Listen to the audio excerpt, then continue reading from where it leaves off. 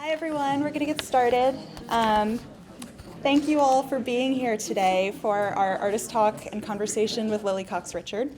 We're really thrilled to have Lily's work in our contemporary project, and it's especially exciting because this is the first time we've been presenting brand new work in the contemporary project since the space was inaugurated in 2017, and it's additionally very exciting because Lily's new body of work was made in response to the Blanton's collection, specifically our Battle Cast collection. And for those of you who don't know the background of the Battle Cast collection, I'll give like a very quick overview since we'll be speaking about it a lot during this talk.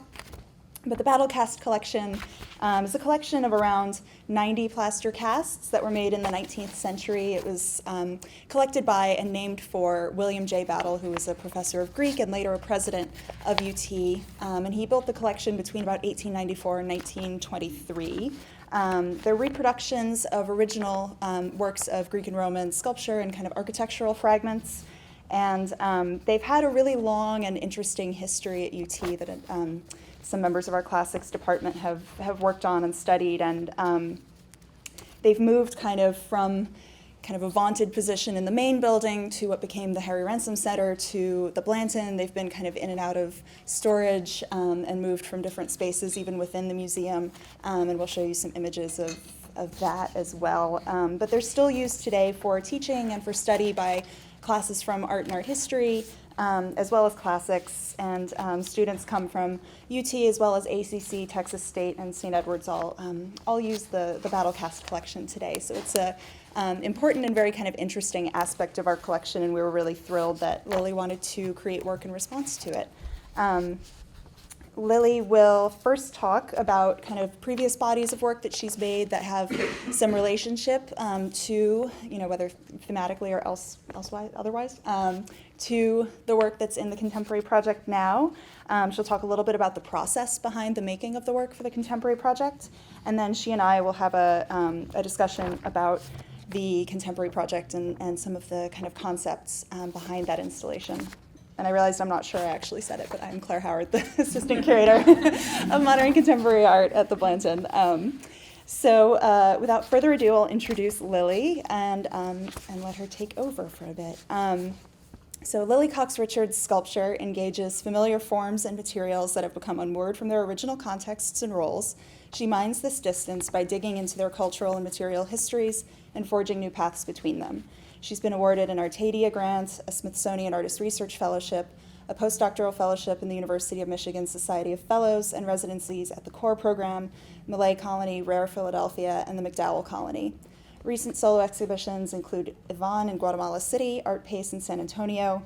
She Works Flexible in Houston, Herschel and Adler Modern in New York, Vox Populi in Philadelphia, and the Hudson River Museum in New York. Lily Cox-Richard lives and works in Richmond, Virginia, where she's an assistant professor at Virginia Commonwealth University School of Arts. And her contemporary project is titled She Wolf and Lower Figs. It's on view on our second floor in the Blanton through December 29th of this year. So hopefully you'll get to see it if you haven't already. And please join me in welcoming Lily Cox-Richard.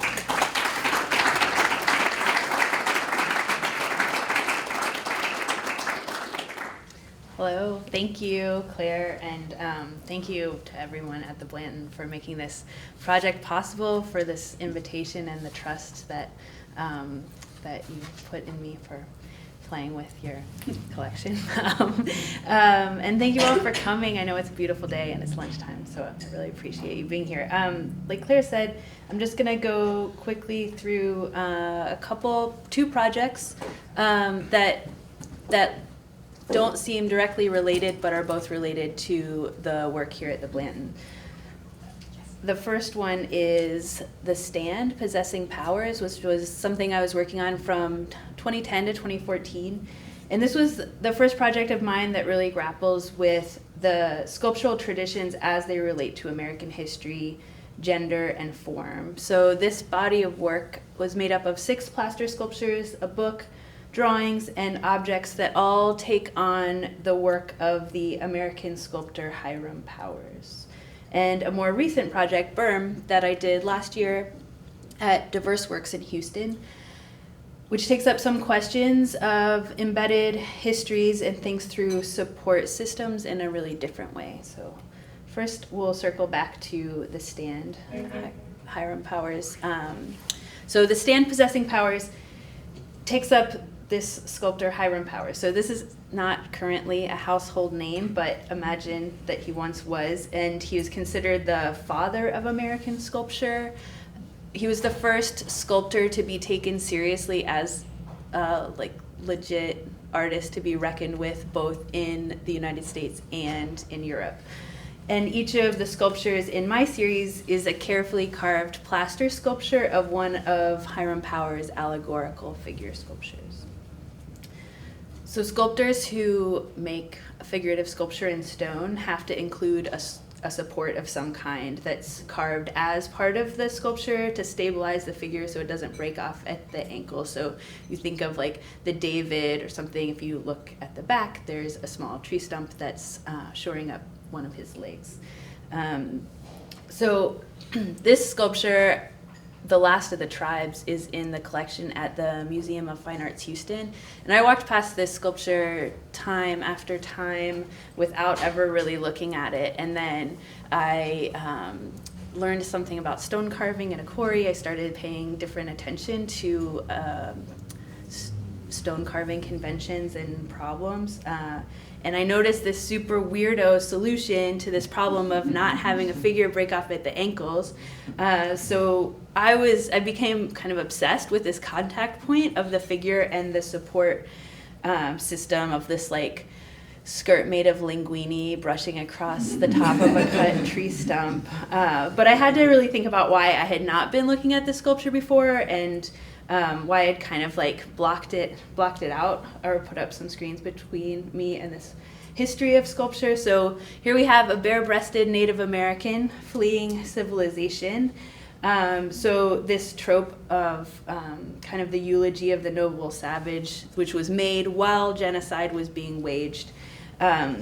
So it's like formally really interesting and also super problematic, and kind of lots of reasons why I didn't want to kind of dive into getting super amped about Hiram Powers' interesting formal strategies, because they're pretty embarrassing and uncomfortable.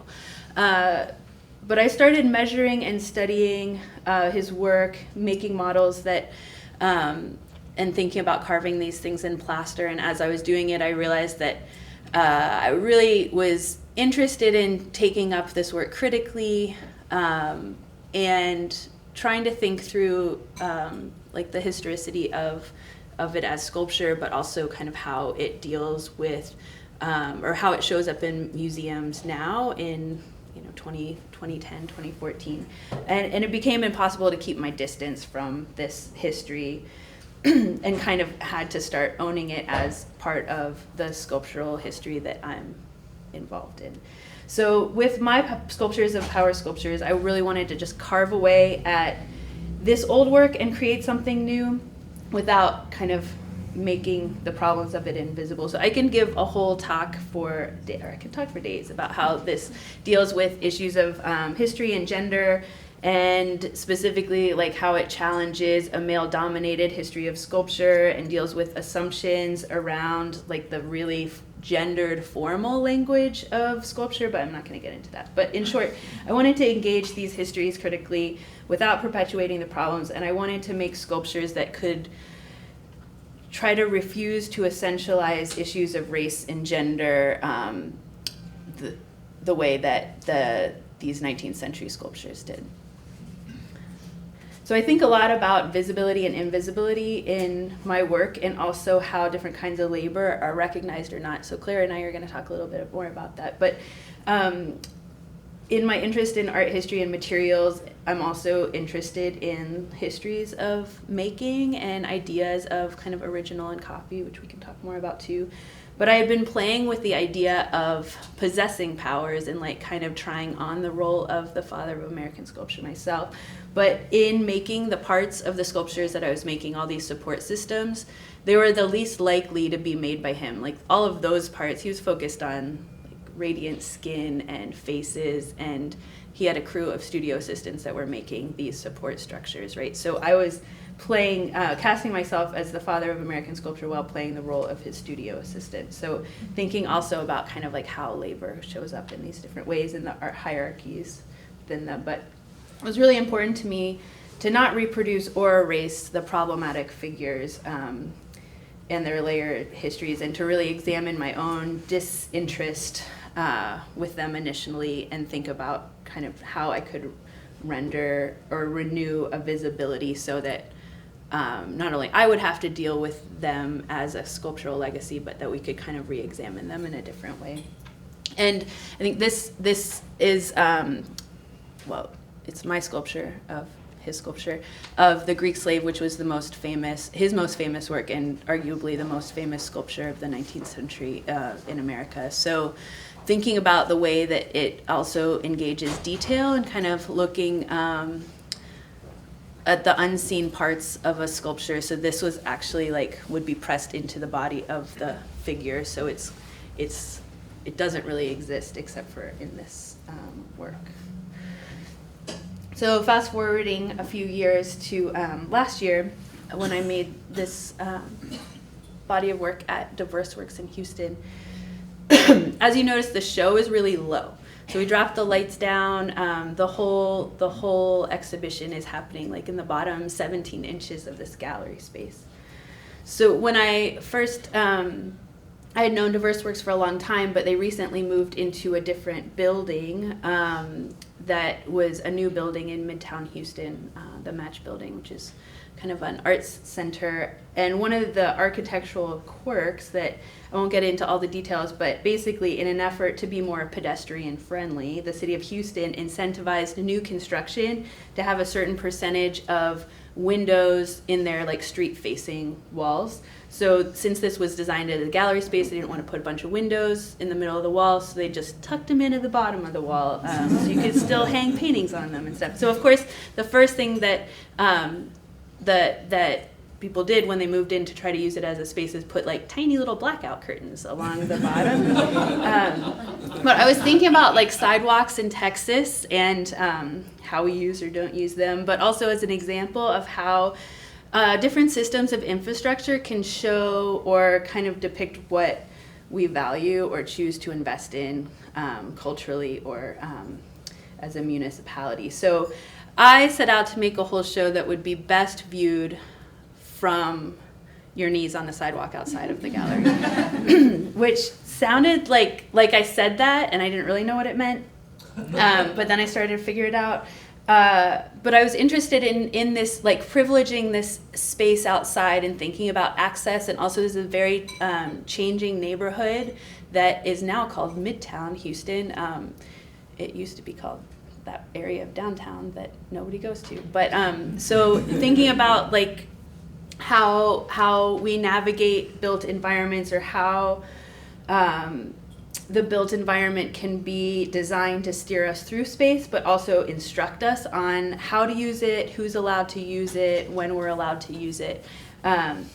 So you can't see in this picture, but right outside of through the window on the other side of the walkway are some very handsome benches that are specifically designed to make sure that you can't lie down on them, right? They're very comfortable for sitting, but that's it. And also in this space,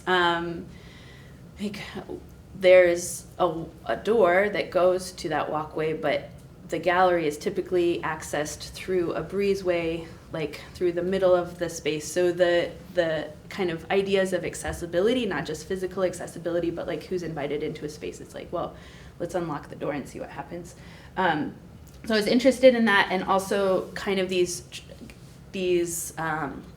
climbing deterrents that are very kind of potentially violent ways of kind of demarcating space, of not climbing over a fence because you're going to get cut up by glass, versus invisible to anyone who's not trying to lie down kind of benches that then have these uncomfortable bars on them, right? So I was also interested in how easily this could be transformed. This same concrete with glass and shells embedded in it could be just ground down to then become a high-end countertop. So thinking about how these moments in a neighborhood that we might call transitional, that these things just butt up against each other all the time. So I'm interested in thinking about details of these environments, the things that maybe we don't notice, or we don't notice unless we have to, or it might be a privilege not to notice. And also thinking about ruptures in those spaces and like the ways that we portal in and out of them. So thinking about this low window as a space that could, like by lighting the gallery at night, opening those blackout shades and dropping down the lights, that can be a space that's activated at night for a different audience than the one that's invited in during the day. So then also having kind of details that might like lure you into different parts of the space so that you could then turn around and see it from a different point of view. So this whole show, like I said, was happening at the bottom 17 inches of the space, which is the level of those windows. But I was also thinking a lot about flooding in Houston and how that way that the built environment is not designed to be equitable. There are areas that flood, areas that don't flood, areas that are protected from flooding. And that space at the bottom of a first floor being the area that you hoist stuff out of to keep it safe. So I used dirt from a construction site next door to stain the walls and demarcate that space. So it was almost like taking a frame and turning it down and then having it frame the edges in a different way. And you can see here that this is also the precursor to ramp, which is here at the Blanton. So in thinking about access and accessibility, I was also thinking about, okay, so what if someone can't kneel down to look in through the window of my sculptures? So I started by making these periscopes and different tools that you could use to, we talked so much, I think, especially in the last few years, about shifting our perspective, right? Kind of like, what if we can better understand a different perspective? How could we come to terms with our current political moment, et cetera? So what if we literally shift our perspective, or by kneeling down on the ground, or using a periscope to get a frog's eye view, or using a mechanic dolly to roll down the sidewalk so that you could have like this weird panorama of the show. And this started as an interesting kind of provocation of, I don't know what this will look like, let's try it. But it ended up being really one of the biggest turning points for me in the exhibition of how literally it shifted perspective and kind of brought detail that I was thinking about into view, but also the way that it made one physically so vulnerable. So on this sidewalk, that is pretty nice looking sidewalk, that when you're rolling down belly up, it's actually, you're in a super precarious and vulnerable position. And I didn't realize until I was doing it how few times in my life I have had my head like laying basically inches from a sidewalk, or with boots passing by that could kick me at any moment, right? So it's like really kind of had a different like corporeal empathy that was interesting in this thing that I thought was going to be just funny or something. I don't know. But here's the view at night inside from the sidewalk. So speaking of sidewalks, here we have ramp. So the exhibition here, She-Wolf and Lower Figs, is comprised of the she-wolf, which we see on ramp here, and figs in the back, which are plaster casts from the battle casts, with tulle fitted around it. And then on kind of the right side, closest to me, there's a smaller sculpture called Weave. So Claire and I are going to talk more about the details of this project, but I wanted to get a little bit into the process of making it. So as you remember in the stand, Possessing Powers, it was really white. That plaster was really white, and I was thinking a lot about color and kind of the way that I've, I don't know, there's maybe some restraint in color in my work, and thinking kind of through what that's about in terms of taste and cultural value. And I was also thinking of, like, I think a lot about details. And one of the details that I was most drawn into in the battle cast was the hair and some of the pretty amazing hairdos and wigs going on those sculptures. So in making the she-wolf and thinking more directly about issues of whiteness, both in terms of materials and plaster and sculpture and taste, and also in terms of race, because I think that they are super related. So I wanted to experiment with this thing that I had heard about called scaiola, which is an ancient Roman technique of pigmenting plaster in order to make it look more like marble or use it as marble. So I started experimenting with this in my studio, which involves making like a kind of pizza dough out of plaster and rabbit skin glue, and then pigmenting it different colors, kneading it together. And then so you make like all these different balls of the pigmented plaster, and then kind of layer it up or knead it together in different ways, make some kind of loaf out of it, and then slice it and apply it on top. So here's the loaf's already made, we're making slices and putting it on top of, this is not a she-wolf, this is just a foam bucket covered in plaster that was sitting in my studio that now has amazing scaiola all over it. So you press it in and you kind of smack it down so that it really melds, and kind of rub it or massage it, scrape it a little bit, and burnish it as it's drying. So you have a much longer time. When usually in plaster we've got like, I don't know, a couple minutes when it in that sweet spot, maybe 5 or 10 if you stretch it out. And then this we have like a couple hours of playtime. So then the really exciting part is when we kind of muddy up the surface and mush it around and then start shaving it down, and then that's when we reveal the amazing colors. So that's very satisfying and exciting, but also weird because we're laying this stuff up, but not really knowing what it's gonna look like. So there was a lot of practice and tests, a lot of weird balls of color in my studio right now.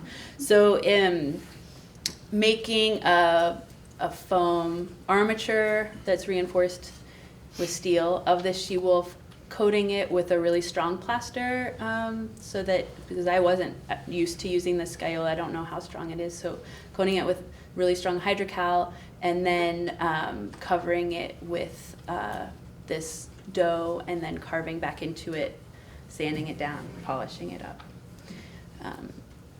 So we should move along and get right into it. But these are just some studio shots of making the sidewalk, the different chunks of aggregate that were made from casts of hair from the battle casts, and then ground down to reveal these different chunks of hair that aren't necessarily legible as hair, but might look some kind of fossil or something.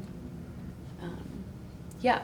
So the other way that color, I wanted color to bring in color, was really to cast these white plaster battle casts in a different light. So one of the first ideas, I'll just run through these, was to get this amazing like stretchy fabric and just dress them all, which is kind of a conservation nightmare. So the next best thing was to drape tulle over these and think about how they could articulate volume, but also think about the whiteness and color. So that is how we got here. Now we're ready to talk.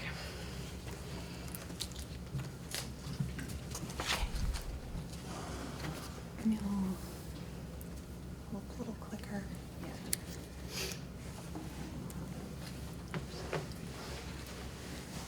Okay.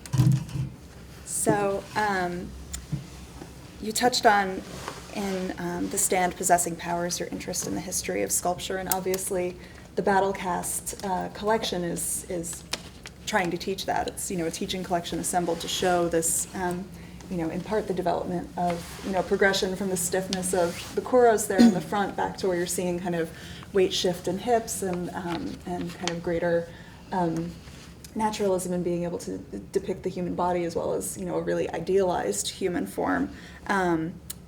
And I just wanted to talk a little bit about, when you first encountered the battle casts and became interested in them. Yeah, so while I was making the stand when I started in Houston, I'm sure that someone at some point said, well, at the Blanton they have these plaster casts that you should check out if you're working in plaster. And the first time that I saw them, they were installed as they are on the left in this rotunda, and I was really shocked that they were still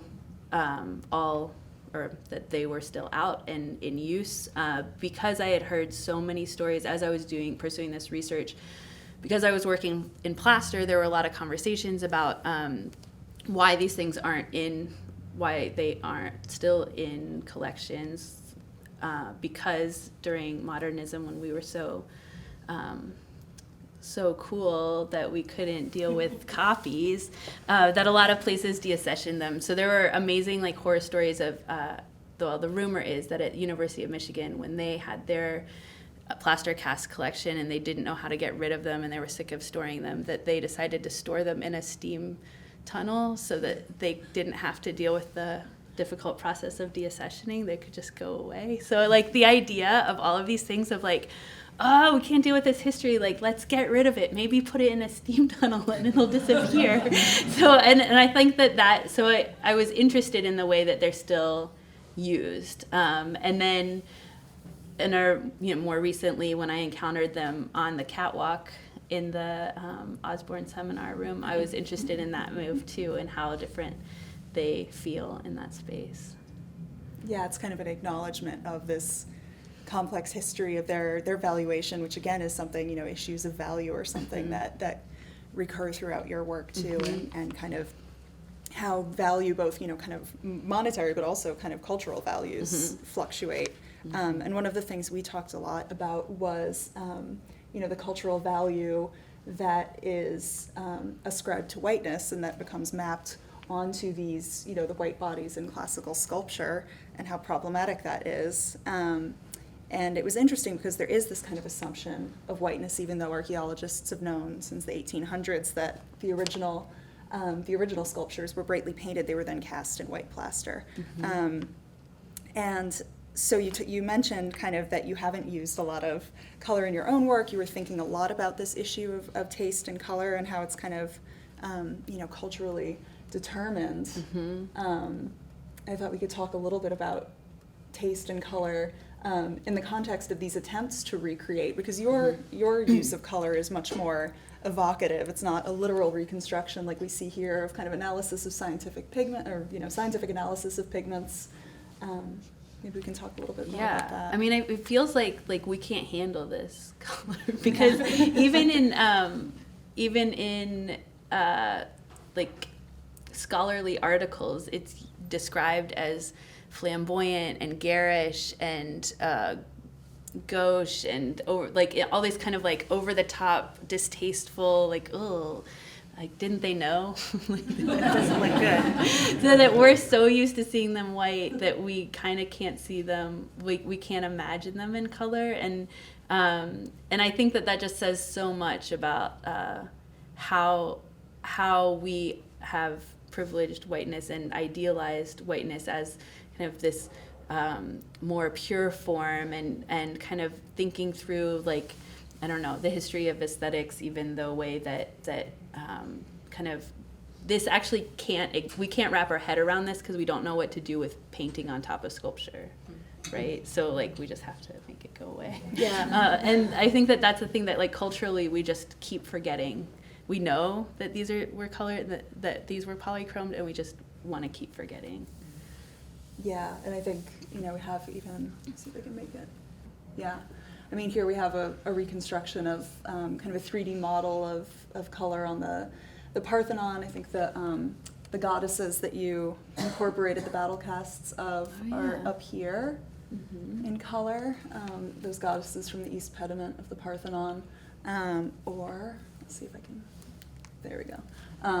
If anyone's been to Nashville, obviously there's the Nashville Parthenon, which has a reconstruction of the Athena Parthenos that is, 40 feet tall, covered in gold. And I think there was in kind of art history this tendency to kind of ascribe ascribe color to, to say, oh, this couldn't have been the Greeks, this was somebody else. It just like yeah. people from Tennessee. The Greeks would never. It's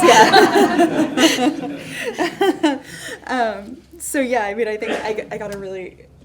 Can we talk a little bit about the she-wolf and your kind of initial response to the she-wolf and the brightness of the color? Well, I mean, I think like as a sculptor, I always want to be surprised by my own work. It's like you're like this close from it for months or years or whatever, and then it's like grateful for any way that it could surprise you. But when I was working on the she-wolf, I'd seen it in all these ways. I had made all these tests and even treated all the tests with different like polishing and stain, oiling and everything. But when it was still pretty matte and dusty. So when I finally finished sanding and polishing, it was getting a little bit shinier with the polish. But to really make it pop, use an oil to like soak into the plaster, which also then hardens it. So I oiled it and just almost couldn't look. I was like, what have I done? This is insane. Because it was like really hard. Like my eyes couldn't focus on it. It was kind of vibrating and it was glossy, and I was just not sure about that. And I remember having some conversations. Sharon and some other friends were like, well, it's going to be around a lot of gray and black stuff, so it'll be fine. But it's true that it became like jewel-like, but also really psychedelic. And I'm like, is this so over the top that it won't be able to actually engage the conversations I'm trying to engage? And then I got used to it. Oil like sunk in a little bit more. I was pretty excited, but it was a shocking moment for me. And let's talk, especially when everything else in my studio is like monochrome.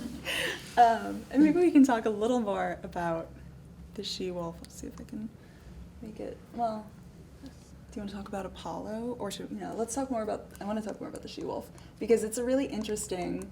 Oh, here she is. Yeah. An interesting selection, and we can also talk a little bit about the 3D scanning that you used in this project. So on the left is an image of the original of the Capitoline she-wolf, which is in Rome. It's in bronze. And on the right is our battle cast of the Capitoline she-wolf, which was one of the last casts to enter that collection, and itself has a really interesting history. And can you talk a little bit about why you responded to the she-wolf and wanted to make her kind of, this focal point of the exhibition? Yeah, I mean, it was one of those exciting moments when I was in the basement looking at the battle cast and thinking about what we might do with this project.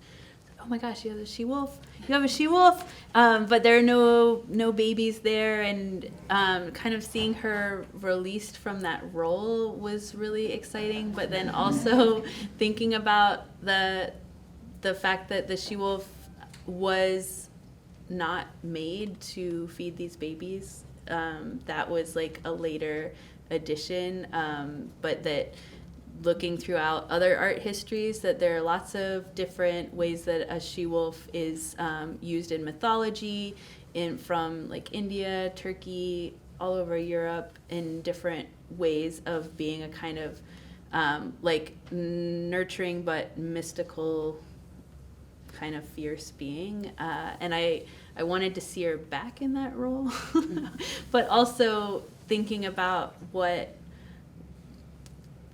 origin stories, just like one of the reasons I was interested in Hiram Powers as the so-called father of American sculpture, of thinking about these different origin stories and how we could kind of undo them or re-script them somehow.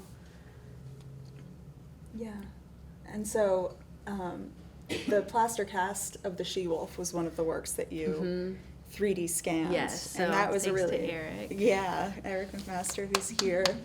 We owe a huge debt of thanks. Here's a picture of Lily in action, 3D scanning the she-wolf in storage, and you also 3D scanned the heads of all the battle cast figures that are on view, and maybe we can talk a little bit about how you worked with 3D scanning and how it kind of relates both to the history of plaster casts as well as to your own work. And I wonder if in that moment, did I know that I was making a she-wolf? I'm not sure. I think Maybe I did. I think I'm so. not sure. I don't know. I knew I needed a scan of it. But yeah, so there were actually lots of scans online, but they didn't have very good heads. So Eric and I scanned this guy, the head to pop back on. But thinking about the details, I think more so with the hair, the details that often don't get kind of a close look, but there's so much information packed into. So some of the scans that you could find of things like their hair gets kind of generalized as like a Lego hair cap thing. But before these were made, there's the history of plaster casting, right, of making molds. But there's also a way that sculptors working in marble would often make their maquette or the first sculpture in plaster or clay and cover it with points that were then triangulated. It's called the pointing system. But it's very similar to how 3D scanning works now, which you're basically making a mesh of triangles that go over a surface of something. So the mesh of triangles has a different resolution for the pointing system of being like a couple inches apart, and then using calipers and different instruments to translate that to then make a work in marble, because it's not like you're freestyling marble sculpture. You want to have it figured out in a different material first. So it's like the technology is kind of different, but the method is the same in terms of that translation, which I think is super interesting. Yeah. And we learn so much from that, just like we learn a lot from where the seams are on the casts, or how those bodies are pointed and then translated. We learn one thing from the marble sculptures, we learn a different thing from the plaster casts, and I was interested in what I could learn from the scanning process, and then also the 3D prints that were made from those scans. Yeah, I think we're in a time when we're thinking, there's so much talk about kind of the possibilities of 3D printing. And so even though 3D scanning played such a key role in this project, there's nothing in the show that's actually 3D printed. It's all kind of the 3D scans were used as the basis for, in this case, let's see if I can jump ahead. Okay, there we go. So in this case, there's, this tiny 3D, there is a little tiny 3D print of the she-wolf from all the scans you made. Yeah. But down here is the she-wolf that you carved from foam. Yeah, so I did use like a CNC router to make a carving, like to carve layers of foam that then maybe got one of the dimensions a little wrong. It was like really wide.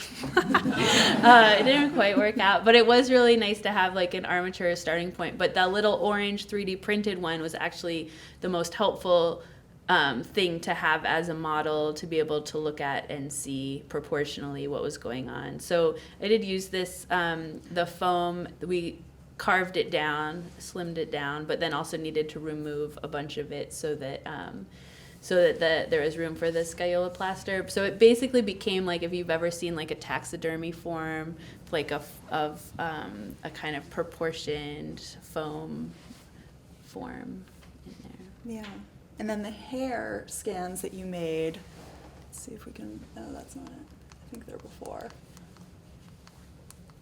So here's a picture of Apollo Belvedere's. This is a printout of a 3D scan of the Apollo Belvedere's hair. He has this really kind of notable little hair bow made of hair on top of his head.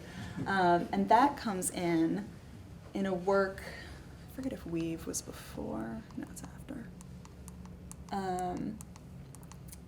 Those hair fragments come through in a variety of ways. We can keep. So here's weave. We can talk a little bit about this so like work. the kind of kickstand for weave is Apollo hair. But I was thinking also, so those Greek and Roman sculptural bodies are so idealized, and they, the Greeks were thinking about race really differently than Americans think about race, right? I mean, there were class hierarchies and slavery, but they were not necessarily around racial lines. So these idealized bodies that don't actually, like, we could look at the pigmentation of the polychromed figures that came in all different skin shades, but there's so many the proportions and bodies are so idealized. Like, to my eye, I can't figure out much going on there about race, but somehow the hair seems like it has a lot more information in it, right? So I'm like, I don't know many kinds of hair that you can tie into a bow on top of your head, unless they're dreads, but maybe they are. I don't know. But there are also interesting idealized hairdos that don't have anything to do with what hair can actually do. So, like, a lot of these have really interesting wigs going on, and then there are signs that they are wigs, or people with more hair than you can imagine. Julia Dahmer. You want me to go for it? Yeah, there we go. Right. So so Julia here, this is one of my favorite things that also kind of came from, like, this close looking that happens when I'm trying to make something. But this little curl right there, that is basically signaling that she's not, like, this is a wig, but she's not wearing a wig because she doesn't have hair. She's wearing a wig because she can, right? So it's almost like, it's like the opposite of kind of like grooming baby hairs to look, or like grooming a wig, cutting a wig to look like supernatural. It's like, hey, this is a wig. Here's my little curls underneath. So I think that the way that they're stylized and the information that we can get from those details to then know something about, like, the class of the person that was in this, that we have to know the codes, which is also, like, I think super interesting, that without that information, they're pretty hard to decipher, right? But thanks, art history. Well, and I think it's a really interesting, weave is a really interesting way to think about, your use of this blue scagliola, is this another way in which it's kind of acknowledging, this isn't the real thing. It's that kind of, a fake that announces itself as a fake, which then is in dialogue with the whole history of kind of the valuation of the original versus the copy that has been kind of discussed around the Battle Cast collection. I think it's just a really interesting way to kind of think about the history of that work as well, and through weave. I wanted also to talk about site specificity, because this is, obviously a body of work that's made in response to the Blanton's collection, but there's, if we go back, the difference between also, something like Callus, as it was installed in diverse works, and thinking about sidewalks in Houston and this diverse work space, versus, you're thinking about ramp, which is, I think about, triple or four times the length of Callus. I wondered if you could talk about whether you consider this body of work to be in some way site-specific.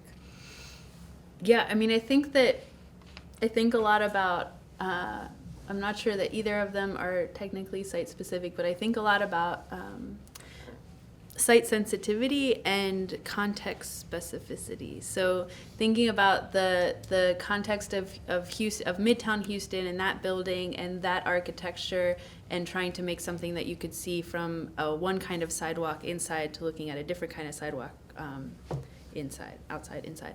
And thinking about, in that case, the black oozy stuff, I was thinking very much about, like, petrochemicals and pollution and a very, like a water table that's, like, right beneath our feet. But also thinking about the way that history could be embedded in something that we think of as really ubiquitous, like concrete, that's actually very locally specific, that you don't kind of ship rocks across country for aggregate, you use what's nearby. So in Callis at Diverse Works, there's bricks, local brick, and oyster shells, and other stuff embedded in that concrete, and then here the concrete has these chips of hair in them.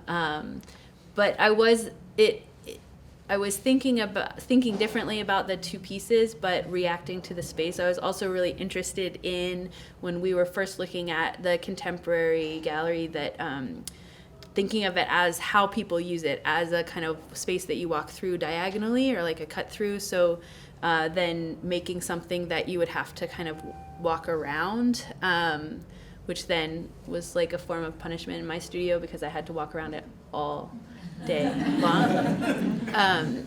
But I think that kind of interrupting or rupturing a pathway with another pathway was really interesting to me. So it's not that couldn't be elsewhere, but the specifics of this context really also dictated the measurements of it. It couldn't really be any longer and still be able to be ADA compliant. And I think that the piece, the Callus piece at Diverse Works, thinking about infrastructure in that way, then kind of led me to start thinking about different kinds of things that we maybe don't call infrastructure, but different scaffolding, like the canon of art history, or other things that we then kind of build things around, or maintain or don't maintain, or dig up and replace or something. So thinking about the ways that the idea of maintenance, which is important in different ways in a lot of my pieces, but became, I think, let me interpret those ideas differently in this space. But also thinking in terms of context specificity, the battle casts, I think, functions one way as objects, like pedagogical objects in their relationship to art history here, and that would be very different than if it was at, if they were in storage in a research museum somewhere else that wasn't used in the same way. So I think that having them be teaching objects, then being able to think through, well, what exactly are they teaching? What kinds of systems of oppression do we let them perpetuate by not thinking through why they're still white, or why they are used in specific ways? So trying to kind of burst that open, but also in a way that becomes potentially celebratory, because I think of the color of like the tulle and as it is flamboyant, in a way that I love. Well, and that gets us into, there's this interesting connection between the two spaces. There's the contemporary project space upstairs on the second floor, where you've brought up these two portions of the goddesses from the Parthenon pediment, which were in storage. So they've come up from the basement to the second floor gallery, but you also really wanted to, it's not going. Which way do you want to go? Back to Apollo. Yeah, and then, no, forward. No. Back to Apollo and the draped. Oh. Yeah. But you also really wanted to intervene in the space where the battle cast collection is displayed. And so we ended up with this really great draping of the Apollo Belvedere in tulle, and I love this photo of him next to Demosthenes, who looks really kind of jealous. Where's my tool? He didn't get the full treatment. And so I think that was a really important part of your project, too, and we'll kind of get into this last bit of the conversation, was kind of prompting us to talk about, this idea that if there's a class in this battle cast space, that, someone might point at the one that's draped and say, hey, what's going on with that one, and launch, this new conversation about polychroming and about kind of the way that whiteness has been discussed in relation to these figures throughout art history, which I think, gets us to both the question of, is it going? The legacy for neoclassical, I have to go all the way to the end, for neoclassical sculpture, both, your use of Hiram Powers, but also this work, and I think we can think about both kind of the larger question of national self-fashioning and kind of the larger question that I think your project puts forward, which is about kind of thinking critically about whiteness. And so maybe you could talk about those two things, you know, kind of the contemporary stakes for this project. Yeah, it was very important to me that it couldn't just be like, the contemporary artist took the things that were in storage, put them in the contemporary space, and did this thing. Like, it has to be that then you can't unsee Apollo in the way that that sculpture is draped in the study room, and also interested in the way that then these histories get layered. So by having, that tool will come off of the Apollo Belvedere in the seminar room, but it will have been there, right? So there will be an image in circulation of Apollo in that moment, so that becomes a kind of layer that has to then be addressed, right? Of then, if we forget again that they were polychromed, that we have to be, that then it's a more willful forgetting. So, but the ways that I think that classical and neoclassical sculpture has been leveraged in the United States and in American sculpture has everything to do with empire building and colonialism, and thinking about even like this, which I just think is the most amazing sculpture of this Horatio Greenough George Washington that was made in 1840, that was on the mall. It was later in the Smithsonian Art Museum, and it's now in the basement of the American History Museum, because it's like we can deal with this as history, but we can't deal with this as sculpture, right? It's like too much. But thinking about how we kind of throughout our history in the U.S. have cherry-picked different parts of this legacy to use, and then that continues to happen in terms of the way that these Greek statues, sculpture, are leveraged as tools of white supremacy and fascism, as a kind of like willful forgetting of, or not knowing maybe, of the fact that they were not always white, and that they equate white with purity and idealization of bodies, and a kind of different kind of manifest destiny. And I think, maybe we can close by just thinking about, the importance, we'll go back, the importance of white artists thinking critically about whiteness versus maybe,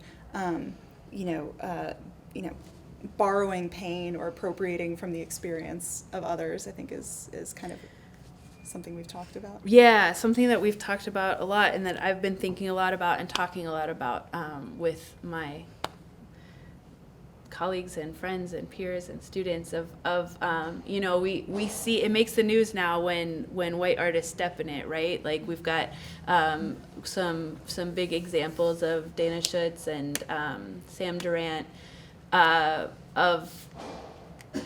there being major pushback of saying, like, well, that's not your story to tell, and now that, how are you exploiting the pain of other brown bodies as a white person in your own work? And I think the thing that keeps like ringing in my ears of like, because of course, like, I know as a white person, I could step in it at any time. Like, I could fuck this up at any moment. The question I keep asking is, like, who's not at the table when those projects are getting made? That lets that nobody says, like, whoa, hold the phone, like, let's talk about this. Are you sure that's what you want to do? Like, how? And I think that it's very telling. I think there are a lot of people that are not at the table that should be. And I think that if we could have those conversations with more perspectives and think through our blind spots, like, those are, like, we're not not a bad person for having blind spots, right? But it's pretty problematic to like go forward without checking those throughout, right? So I think that I am grateful that those conversations are like happening really publicly, and I'm grateful that those things, like, we need to talk about this stuff, and we need to also not be scared to talk about those things. And but I also think that, like, we need more examples of people doing it right instead of all of these, keep kind of coming across all of these examples of people not doing it right. But I think that it's like, this is, we all have to deal with race and racism. And I think that the more we can acknowledge the invisibility, the problems with the invisibility of whiteness as something that we've kind of naturalized and neutralized as like invisible and right, then we can start to dismantle these systems a little bit better. But I think that we can't ask artists of color to do all the heavy lifting in that either. But I think it's important to, I mean, racism affects everyone, so we all have plenty to say about it. Okay, thank you. And we'll have some time for questions, I guess. Yeah.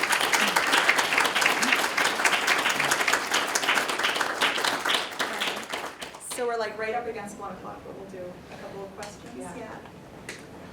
Thank you. This is just so phenomenally interesting. And I guess I was thinking about like your process of creating sculpture after sculpture, and people like Sherry Levine who do photographs after photographs, and that sort of reinterpretation and generative process working with extant pieces of art. You showed us some of your intermediary forms, and you have the smaller 3D format, and I'm wondering, in your final process, do you ever think about manipulating the scale of the original piece of art in your interpretation of it to either diminish that original whiteness or grandeur or associated feelings with sort of like fine art?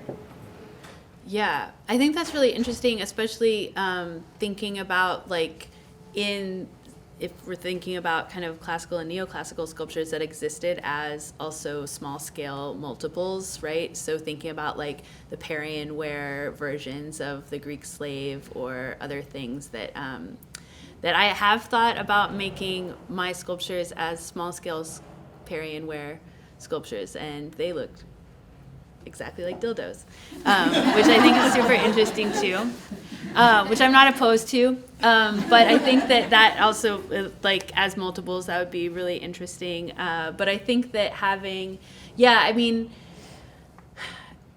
we deal with,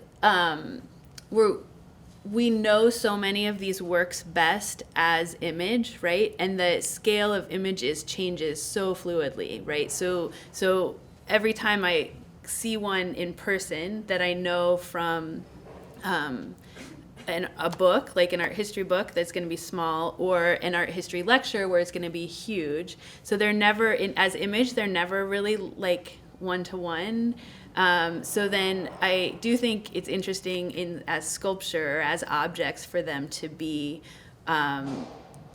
the one-to-one scale of the thing that I'm thinking about, just because we so rarely have the corporeal like interaction of our bodies with the scale of that thing.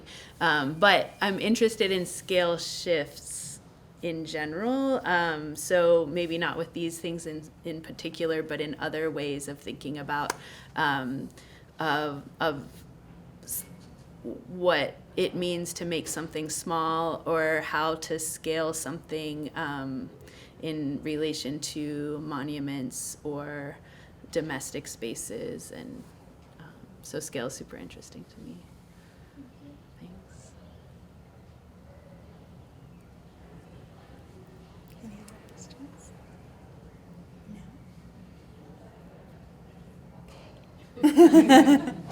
No. Okay. Oh, yeah. In the your rendition of the She-Wolf, the first thing that struck me, was, well, there's no Romulus and Remus there, and then whether or not that was original to the bronze or whatever, leaving all that aside, Is there a intentional dialogue that you're trying to comment on or engage with regarding imperialism because of the importance of the she-wolf as the founding myth of the Roman Empire, et cetera? And does that play with what you else otherwise talk about or express with like colonialism and empire? Because like to me, like I study ancient stuff, and like to me, I look at that and I think founding the empire building, myth, storytelling of of power and whatnot and gender, and to what extent does that play to impact in your representation of? Yeah, I was thinking a lot about how inherent in this object is origin story or origin myth, but that it could be that it we know it best from one particular one. Maybe there are others that would be more interesting, but how could we use the power of these as familiar things, but then recast them into a narrative that maybe is not so linear or so much about like progress. So I was thinking about in these two goddess figures in the back of kind of them, like, are they cracked open like an egg that then this she-wolf is walking away from, or is there a kind of like other kind of like rapture situations that's happening, or is she searching for something, like that there's a different kind of that there are lots of possibilities for different narratives in this thing, that and I wanted to make sure that it wasn't, or I was trying to make it so that it wasn't like clearly like you could recap this in an easy sentence to tell a story or something. That would be messier, or that it would have a lot of open questions about if there is a narrative here, it could be one of many, maybe. Great, thanks. Thanks. Well, thank you all very much. Thank you, Lily.